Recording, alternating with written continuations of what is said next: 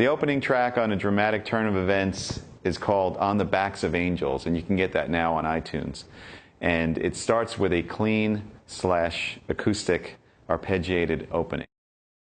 The other interesting thing about this intro is the time signatures, and you can really break it up in many different ways, but just to keep it simple, it's a measure of 4/4, then a measure of 7/4, and then 2 measures of 4 and a measure of 7, and the whole thing can be played with an even chord and note click.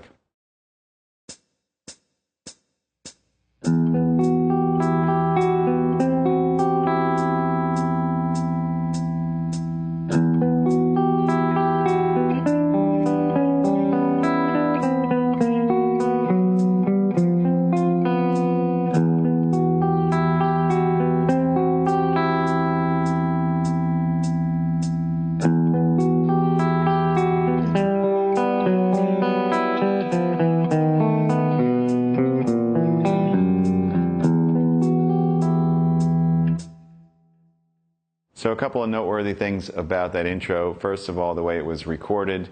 It has 2 clean guitar tracks. One of them is totally clean on the left. The other one has a phaser pedal. It's on the right, so it gives a nice kind of stereo image. And then there's also double-tracked acoustic guitars, and then also double-tracked Nashville-tuned acoustic. So there's 6 guitars on there, and it kind of gives this nice thick 12-string-ish type of thing, like a la Pink Floyd. And the other thing is just about the technique. I'll explain how I play it and what I'm thinking about as I play it.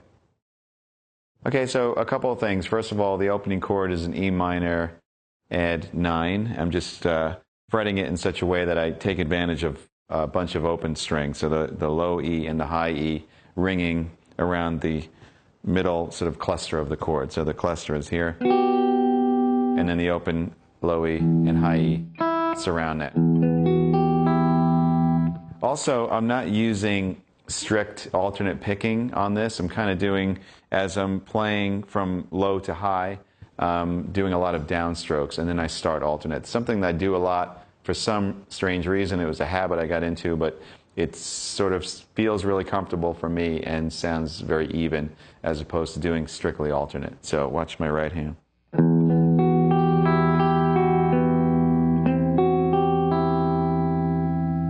So you see the consecutive ascending strings are done almost in a sweep sort of style. And then the alternate starts.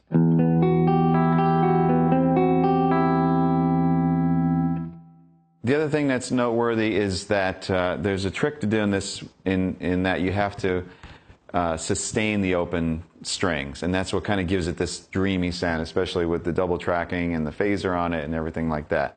If you didn't have that, it would just sound sort of plain and staccato. So you have to make sure that your left-hand technique is such that you get a nice arch and you're getting away from the strings that are ringing. So watch how I play the opening phrase and listen to all the ringing of open strings that's going on.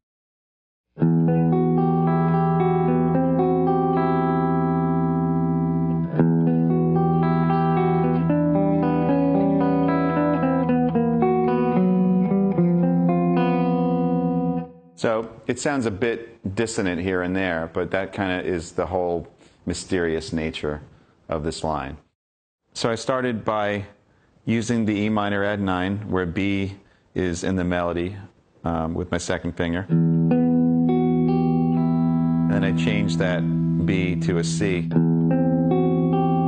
So it's just kind of like a C chord over E. And then from there I play a melody on the D string, and I have the open G, B, and E strings ringing out. So the melody is...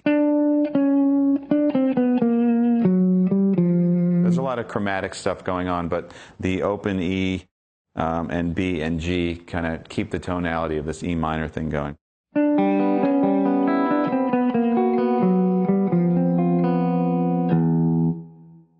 So after I play the initial line,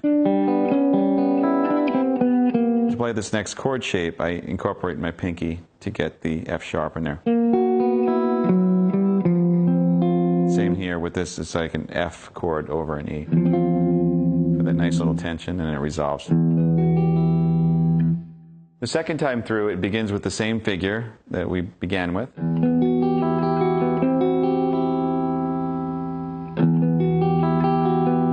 And then what happens, this is one of those moments when you're writing something that you go, yes, and you make this discovery. So just by moving the same lick over here, down to here, we found a natural resolution from the 5 chord to the 1 chord. There's one other little twist there. So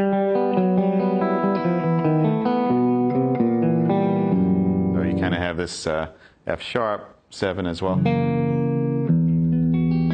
then the E minor. A little Chopin-esque.